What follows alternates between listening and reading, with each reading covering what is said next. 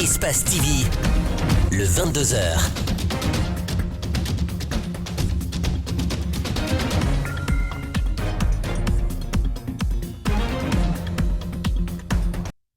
Mesdames et messieurs, bonsoir. Merci de nous préférer. Bienvenue dans cette édition d'information. Si c'est maintenant, vous nous rejoignez. Voici les titres. Les vacances parlementaires auraient dû être bonnes pour les députés guinéens, mais faute de subventions, ils ne peuvent pas respirer avec les deux poumons. La rentrée risque d'être compliquée pour certains d'entre eux.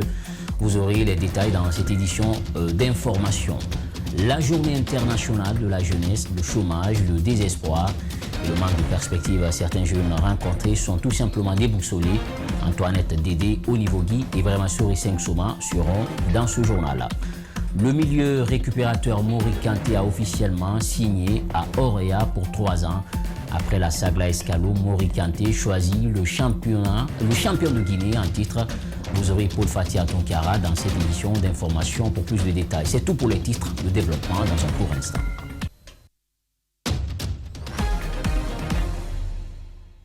Pour une fois encore, bonsoir. Merci de nous rejoindre dans cette édition d'information. Les députés ne sont toujours pas rentrés en possession de leurs subventions par ces temps de vache maigre. Certains élus du peuple estiment que si rien n'est fait, la rentrée parlementaire risque d'être difficile. Par contre, d'autres gardent espoir et pensent que le retard ne va pas impacter leur activité. Suivez les détails avec André Moussi-Milimono, Aboubacar Din Kamara. La question du paiement de la subvention des députés à l'Assemblée nationale continue de faire débat au Parlement guinéen. Ce député comprend que cela découle d'une lenteur administrative, mais il estime que plusieurs dépenses sont tirées de cet argent, notamment les assistants parlementaires qui ne sont pas payés depuis un moment. Nous, députés, nous avons des assistants en tant que membres du bureau, en tant que dans les commissions, il y a les assistants. Ces assistants-là sont directement payés à travers ce budget de souveraineté de l'Assemblée. Ce budget n'est pas versé, ils n'ont pas encore leur salaire. Donc ça constitue un grand problème que les gens minimisent. L'honorable Ibrahima Souri Diallo exprime ses craintes. Selon lui, beaucoup de députés pourraient faire une rentrée parlementaire difficile à cause de cette situation. Et c'est ce budget de carburant trimestriel que les députés n'ont pas reçu. Alors s'ils n'ont pas reçu cela, c'est qu'ils ne vont pas passer les vacances dans les meilleures conditions. La conséquence, c'est que les députés à la rentrée parlementaire, ceux qui n'ont pas de moyens, seront obligés d'emprunter les taxis. Contre mauvaise fortune, un député issu de la mouvance présidentielle fait bon cœur. Il estime que le retard du paiement de la subvention n'affecte en rien leur activité, assurant de passage que c'est une question de temps. En rien, aucun député, et je dis et je l'affirme, aucun député ne devait ou ne doit se refuser de siéger parce qu'il y a du retard dans le paiement de sa prime. Donc je dis, ça n'entraînera aucun dysfonctionnement. Et même si demain nous étions appelés à reprendre le travail, vous verrez que les 118 vont reprendre dans les conditions normales. Il n'y aura pas de blocage. Déjà, les députés de l'opposition attendent la rentrée de pied ferme pour poser la problématique du retard du paiement de leurs subventions au bureau. Restons toujours avec cette édition d'information. Les travailleurs du train Conakry Express ont tenu une réunion ce jeudi à Simbaya Gare. Objectif, trouver des voies et moyens pour le paiement des salaires en retard. Ces travailleurs disent traverser une situation difficile malgré les menaces reçues. Ils ont tenu à exprimer leurs préoccupations. Et l'âge Mamadou Sadio Baldé et Alcini Camara sont allés à leur rencontre. Suivez ce élément de reportage. Réunis ce jeudi à 10h, ces travailleurs du train Conakry Express ont tenu une réunion pour réclamer 2 mois de salaire. Depuis, la misère est le quotidien de ces chefs de famille pour la plupart. Ce matin même, une veuve confie avoir été expulsée par son locataire pour non-paiement de loyer. Pour leur porte-parole, c'est une situation pénible. J'ai reçu beaucoup d'appels et même aujourd'hui, je ne fais que recevoir des appels parce que la vie est très dure actuellement. Donc les pères et les mères de famille, passer 2 mois comme ça sans salaire, c'est difficile. C'est vraiment difficile. Ils sont au bord de la rupture. Pour tenter de trouver une issue, ces employés de Conakry Express envisagent de rencontrer les responsables du département des transports. Nous sommes retrouvés aujourd'hui pour qu'on fasse une délégation en groupe restreint parce qu'avec la situation sanitaire quand même, on ne peut pas regrouper beaucoup de personnes. C'est pourquoi vous nous voyez comme ça. un groupe restreint pour pouvoir mener des démarches auprès du département. Joint au téléphone, le directeur général de la société soutient que le non-paiement de leur salaire est dû à l'arrêt du train et à la non-disponibilité de la subvention. Mais ce porte-parole n'est pas du même avis. Ceux qui disent que vous ne travaillez pas et que vous n'aurez pas votre salaire, je m'inscris en faux parce que les techniciens, malgré qu'on n'a pas de transport, on n'est pas accompagné, mais chaque fois que Dieu fasse, chaque jour que Dieu fasse, on vient pour travailler auprès de la machine. Parce qu'il faut entretenir la machine pour qu'à chaque fois que l'État, l'autorité demande qu'on fasse sortir le train pour que tout au moins soit prêt. Ne sachant plus à quel sein se vouer, aujourd'hui, ils plaident pour une prise en compte de leur situation. 12 mois dans l'année, aucune mesure d'accompagnement de la part de nos autorités, c'est difficile. Des fois, on appelle les amis pour le transport pour venir au moins entretenir le train. Parce qu'on a l'amour du travail. Et on a toujours accompagné le gouvernement. On veut qu'eux aussi nous accompagnent. Vraiment. Ils veulent sortir le train, on est fin prêt. Mais qu'ils pensent au moins à payer nos 2 mois d'arriéré. En attendant que leur appel tombe dans de bonnes oreilles, ces travailleurs de Conakry Express continuent de garder leur mal en patience. L'ONG SIPA Guinée poursuit la 2e édition de sa campagne de reboisement au compte de l'année 2021. La ministre des Droits et de l'Autonomisation des femmes a présidé la cérémonie à Bondabon dans Dubrika. Là-bas, Awabi Avogui a planté 6 arbres pour exprimer sa détermination à protéger l'environnement. Justin Leno était de la partie.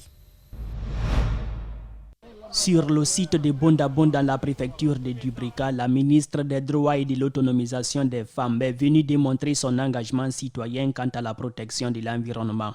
En reboisant cet espace en voie de disparition, Awabi Avogui souhaite ainsi contribuer à la protection de la biodiversité et lutter contre le réchauffement climatique. Nous savons que les femmes sont victimes, sont plus impactées par les effets de la dégradation climatique, notamment la sécheresse, les inondations et autres. Et à cet égard, il est important que les autorités vraiment renforcent le rôle fondamental qui est dévolu aux femmes, renforcer leur implication dans cette protection de l'environnement. Awabi Avogui explique aussi les raisons de son choix par le fait que les femmes sont également porteuses de solutions à la dégradation de l'environnement. C'est pour cela que nous sommes ici aujourd'hui, c'est la raison de notre présence ici aujourd'hui, pour pouvoir davantage susciter le rôle fondamental des femmes. L'ONG SIPA de Guinée, organisatrice de ces reboisements, déclare qu'il est souligné dans leur convention que chaque département ministériel plante au moins 5 arbres au compte de cette 2e édition de sa campagne de reboisement 2021. Protéger notre environnement, c'est de nous protéger nous-mêmes. Et il y a un proverbe qui le dit que celui qui plante un arbre, avant de mourir, n'a pas vécu inutilement. Awabi Avogui est allée au-delà. Elle a planté 6 arbres pour des raisons particulières que nous explique Mamadi Aminata Touré, président de l'ONG SIPA de Guinée. Elle a mis 6 juste pour être avec l'équipe organisatrice.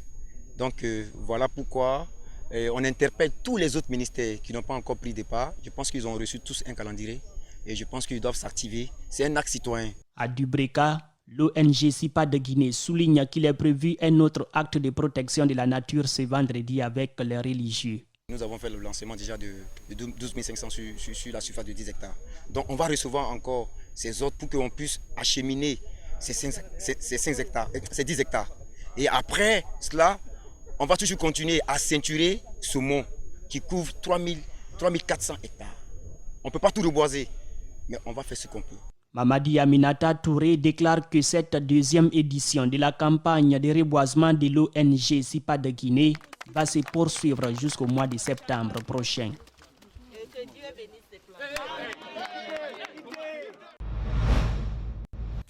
Le Royaume-Uni, en partenariat avec l'Italie, pays organisateur de la COP26, ont tenu le United Climate Change Conference en Guinée. Objectif plancher sur des stratégies environnementales afin de mieux réussir la conférence de Glasgow. Hussein Touba, Ibrahim Souma, pour plus d'explications.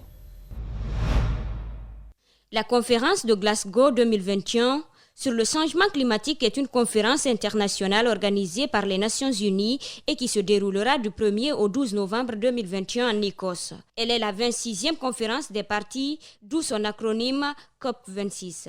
Elle réunit les pays signataires de la Convention cadre des Nations Unies sur les changements climatiques. L'organisateur est le Royaume-Uni en partenariat avec l'Italie. C'est pour l'aboutissement de cette rencontre que des UN Climate Change Conference sont organisées dans tous les pays. En Guinée, une quinzaine de jeunes, tous soucieux de la dégradation de l'environnement, se sont réunis pour échanger sur la mise en place de stratégies environnementales pour la réussite de la COP26. Synergie entre les différents acteurs, notamment ceux des organisations de la société civile, le secteur privé, les institutions et le secteur public. Et dans cette synergie ici, il faudrait que les gens qui font les mêmes activités, qui font la même chose, se donnent la main pour dynamiser afin d'avoir ici un résultat beaucoup plus probant. Étudiants, représentants de structures, membres de la Fédération des gestionnaires des déchets en Guinée ont à tour de rôle débattu sur la dégradation de l'environnement. Dès qu'on entend environnement, on entend parler de la santé. Et la santé commence par l'hygiène. Donc aujourd'hui, le but, c'est de vraiment lutter contre ce changement climatique en mettant l'environnement dans toute sa nature et surtout préserver ce côté organique. Les jeunes d'aujourd'hui, les jeunes Guinéens ont besoin d'être accompagnés. Et dans ce sens, on a prévu, pour les accompagner, il faut aussi les écouter. Donc on a prévu d'organiser la LCOI avec des partenaires. Et cette LCOI permettra de rédiger un rapport qu'on va présenter à la COP26 au nom des jeunes de la Guinée. Mohamed Kaba, âgé de moins de 18 ans, est aujourd'hui inquiet de son avenir. C'est dans ce cadre qu'il participe à travers une association créée avec ses amis à des rencontres sur le changement climatique. Il fait une invite pour que l'humanité prenne conscience des risques liés à la dégradation de l'environnement. Il va falloir que nous prenions notre part d'ombre, notre part de lumière dans la chose. Donc du coup, j'encourage tous les jeunes à se mettre à la tâche, à se mettre au boulot afin de lutter contre le réchauffement climatique, puisque déjà ce que le pays va devenir dans 10 ans, dans 20 ans dépend de nous. Et nous sommes vraiment la cible du réchauffement climatique, puisque c'est la plus grande menace du XXIe siècle aujourd'hui. Selon les statistiques, près de 30% de la population guinéenne est menacée de sécheresse, d'inondations, de tremblements de terre et autres phénomènes naturels. Cette situation devrait interpeller plus d'un Guinéen. Comment exploiter les ressources du sol et du sous-sol guinéen avec moins de conséquences pour l'environnement? C'est pour répondre à cette question qu'Oxygène Plus SARL a été créé. C'est en effet un cabinet d'études spécialisées, notamment dans l'exploration et l'exploitation minière, doté d'équipements de dernière génération. Ce cabinet entend renforcer davantage son savoir-faire pour être plus précis dans ses études. Mamadou Siriba, Ibrahim Souma. Créé en 2016, l'Oxygène Plus SARL est un bureau d'études de réalisation et de projets dans les domaines des sciences environnementales. Il réunit experts et techniciens issus des universités guinéennes. À son actif, l'exploration des mines, l'étude d'impact environnemental, études de géotechnique, prévention et suivi des risques professionnels pour plusieurs entreprises en Guinée.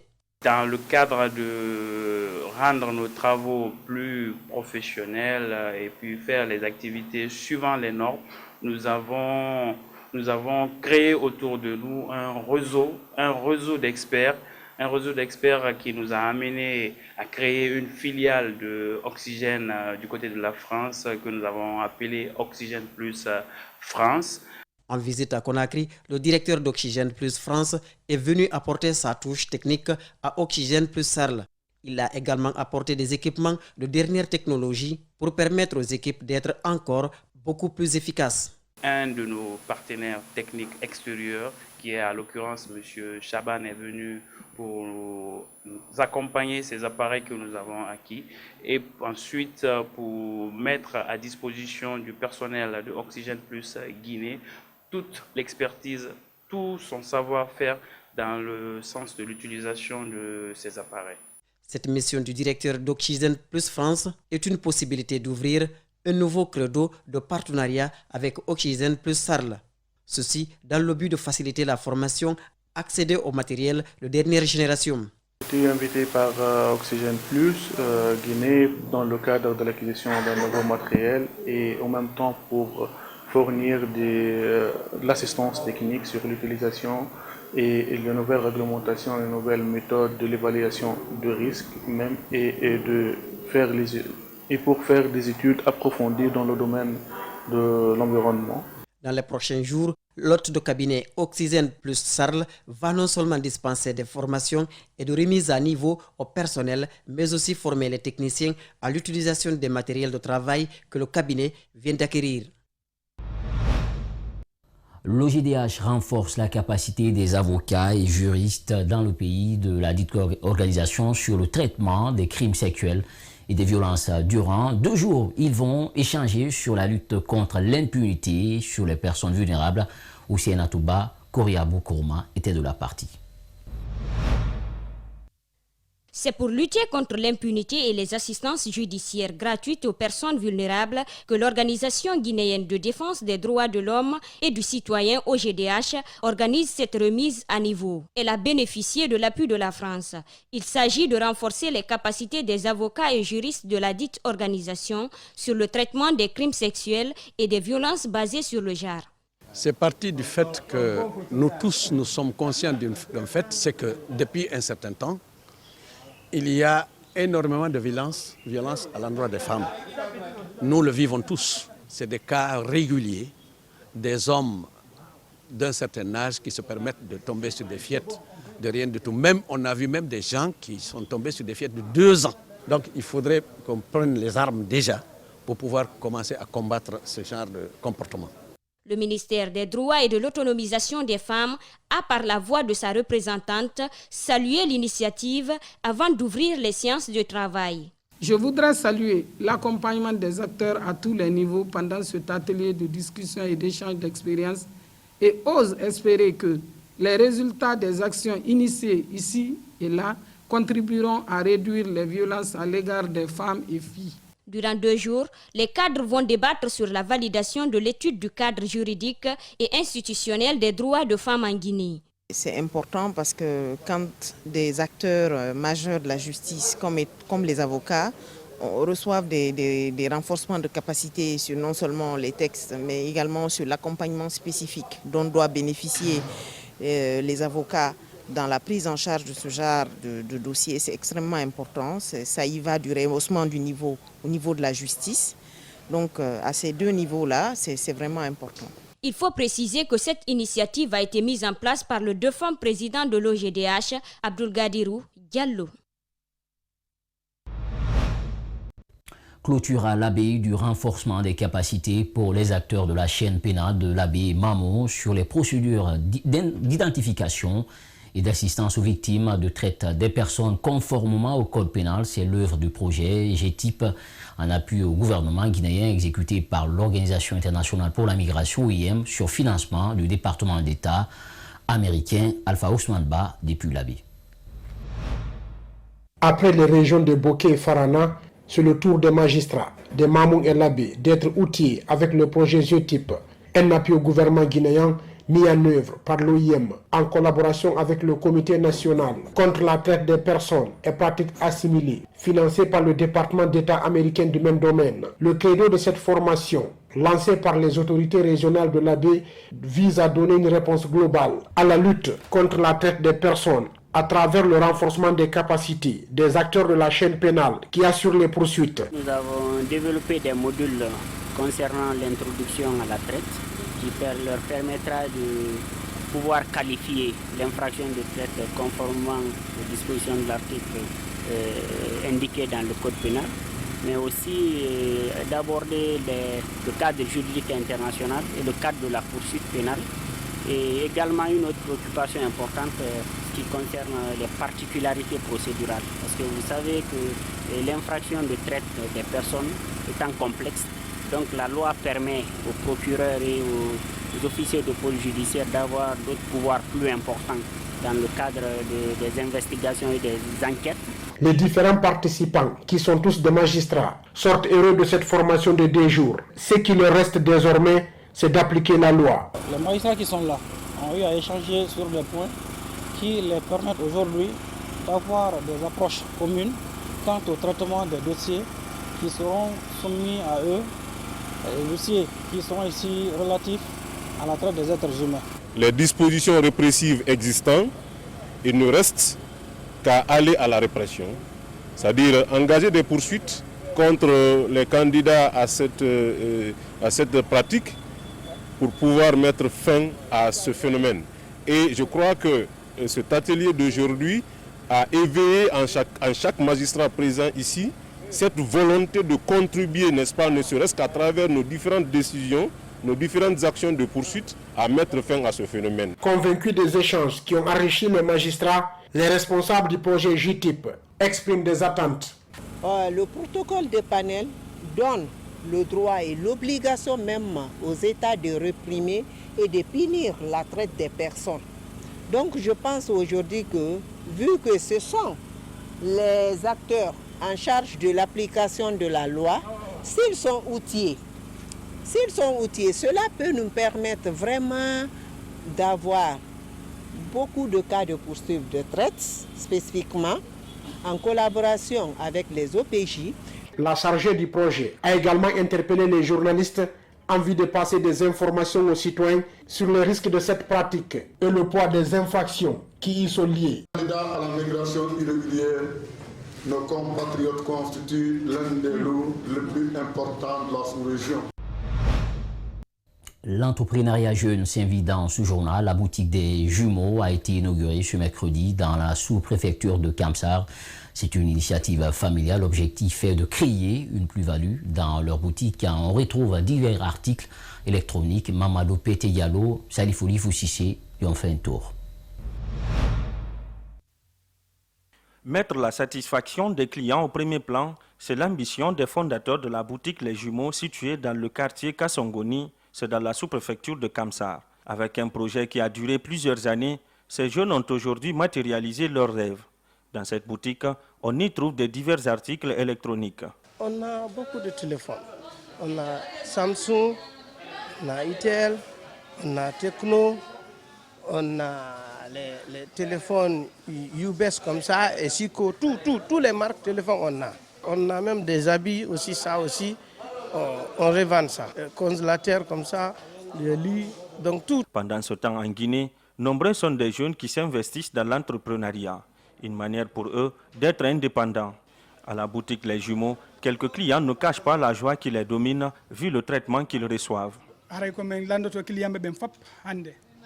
Ici, nous gagnons deux choses, la satisfaction et la confiance. Nous invitons tout le monde à venir parce qu'ils font tout pour nous mettre à l'aise. C'est notre attitude qui va faire qu'ils continuent ou qu'ils arrêtent de travailler avec nous. Cette cérémonie inaugurale, qui s'est déroulée en présence de quelques autorités communales, a vu certaines faire des invites à l'endroit des investisseurs afin d'évoluer dans d'autres secteurs d'activité. Nous souhaiterons qu'ils s'investissent aussi dans d'autres domaines tels que l'agriculture. C'est l'agriculture, la terre ne trahit jamais. Quand on investit comme ça, il faut investir aussi dans l'agriculture. C'est ce que je pourrais leur conseiller en tant que jeune. Franchement, je suis très content. Au dire des propriétaires, leur boutique est ouverte à tous. Ils invitent donc les citoyens de Kamsar à s'intéresser à leurs produits.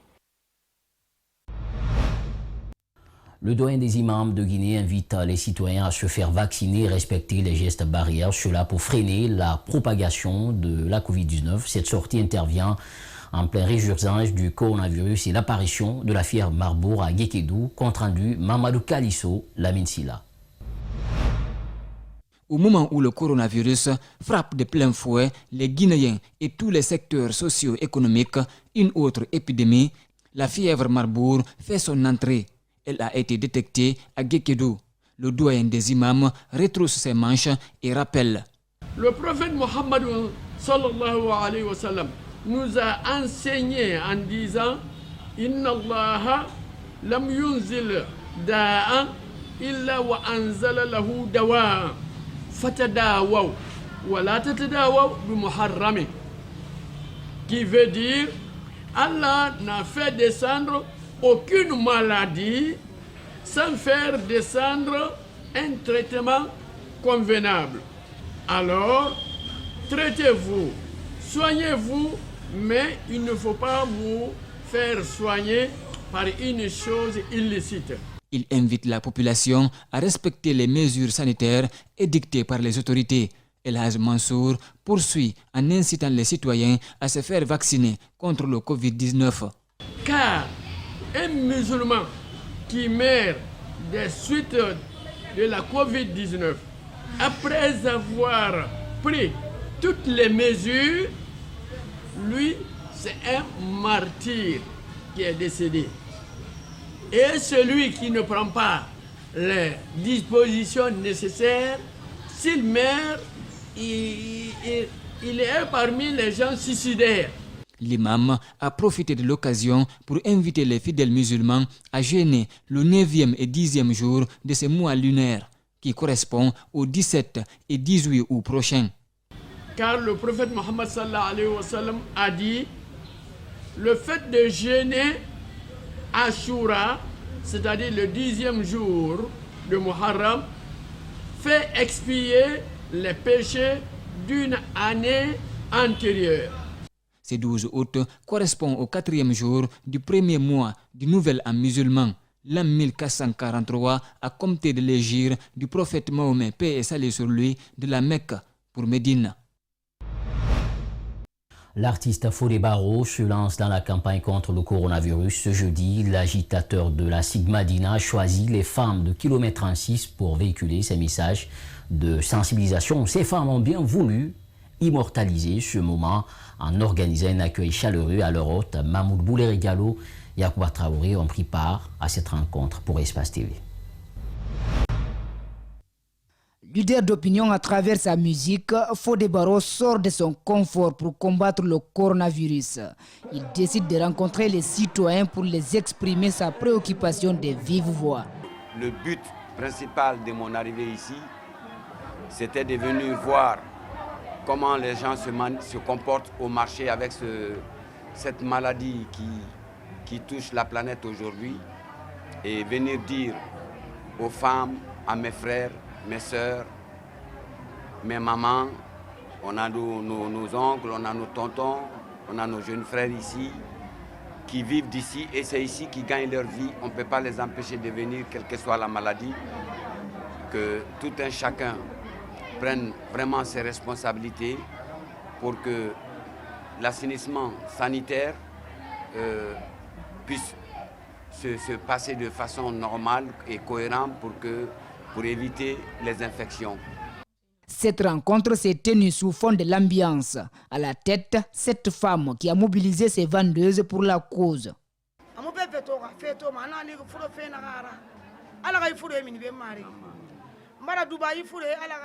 Il n'a rien vu ici aujourd'hui à cause de cette maladie. Sinon, la fête allait être très belle ici à 36. Que Dieu nous débarrasse de cette maladie. J'invite toutes les femmes à aller se faire vacciner contre cette maladie de Covid-19. Le message est bien passé à en croire ces dames. Contente d'abord d'avoir passé ce moment avec l'artiste, ensuite intéressée par le contenu du message. Son arrivée nous a fait du bonheur. Avec toute notre souffrance ici, si ce n'est par amour, il ne peut pas venir. En tout cas, d'autres ne songent pas d'effectuer de tels déplacements. Cette démarche entamée par l'artiste est saluée par les citoyens de Kilomètre 36. Fodé Barro promet de continuer le combat à travers cette nouvelle approche. Dans le cadre du lancement de ces activités à Conakry, l'association Nous sommes ensemble pour le développement de Matoto a organisé ce jeudi une campagne d'assainissement. La cérémonie a eu lieu dans l'enceinte de la commune de Matoto en présence des autorités locales. Reportage signé Guénébimba Koulibaly, Lamine Silla. L'association Tous Ensemble pour le développement de Matoto est une institution qui est engagée pour le développement de la commune de Matoto. Cette association s'est fixée pour objectif, entre autres, la défense du droit des enfants, la lutte contre la déscolarisation de la jeune fille. L'ONG mène plusieurs activités allant dans le sens de la promotion et de la protection du genre. Les objectifs sont nombreux, mais on peut résumer en disant que nos objectifs tiennent à l'amélioration des conditions de vie des résidents de Matoto.